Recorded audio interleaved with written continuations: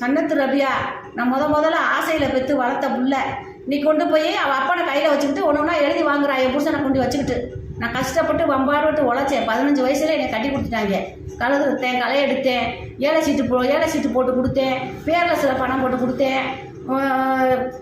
ரொம்ப கஷ்டப்பட்டு உழைச்சேன், வம்பாடுபட்டேன். யாப்பாளரில் வந்து காட்டுக்குள்ளே இருந்துக்கிட்டு காட்டுக்கருவை முல்லை வெட்டி முதக்கன்னு கஞ்சி ஆச்சு குடித்தேன். பசுமல்ல 10 வருஷம் எங்கள் வீட்டில் திண்ணையில் உட்காந்துருந்துச்சு சோத்துக்கு.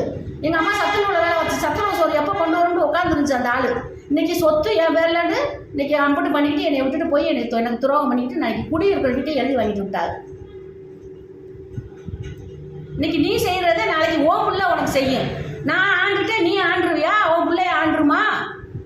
அவ்வளவு ஆசையா உனக்கு? அல்லான்னு இருந்தால் கேட்கட்டும், கேட்க அவனையே.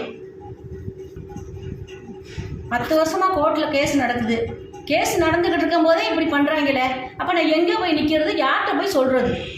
நான் என்ன செய்கிறது? இந்த வீடியோ பார்க்குறவங்க யாராவது எனக்கு உதவி செய்யுங்க. யாருமே இல்லை எனக்கு. நானும் என் பிள்ளைய